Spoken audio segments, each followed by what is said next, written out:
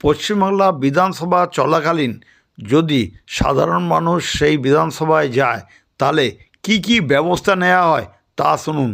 এই নিয়মই রয়েছে, আমাদের এখানে আমাদের অনুমোদন ছাড়া ভেতরে কেউ ঢুকবে না, এবং সেই সঙ্গে সঙ্গে আমরা ওদের স্ক্রিনিং করে দেখাই যে ওরা অন্যরকম কোনো রকম জিনিসপত্র মানে কোনো প্রহিবিটেড আর্টিকেল নিয়ে ঢুকছে কিনা, একটু আমরা চেক করে তারপরে ঢোকাই। আমাদের এখানে বহু স্কুলের ছেলেমেয়েরা আসে, তাদেরও আমরা যখন ঢোকাই তখন আমাদের স্ক্রিনিং করে ঢোকানো হয়। সুতরাং আমাদের বিধানসভাতে এই ব্যাপারে সতর্কতা ব্যবস্থা আমরা গ্রহণ করেছি। তবু আমি বলবো যে অনেক সময় আমরা দেখেছি আমাদের অনেক মাননীয় সদস্য রয়েছেন, তারা অনেক লোককে নিয়ে বিধানসভায় আসেন, এবং সেটা জানা এই আজকে এটাও আমাদের কাছে একটা চোখ খুলে দিল। একটা আমরাও একটু খুব আরও বেশি কঠোর হব, যদিও ইতিমধ্যে আমরা এই কঠোরতা অবলম্বন করেছি। বিধানসভাতে যে কোনো মানুষ তাদের যদি সঙ্গে কোনো কম্পেনিয়ন নিয়ে আসেন, ভিজিটার নিয়ে আসেন, তাকে আমরা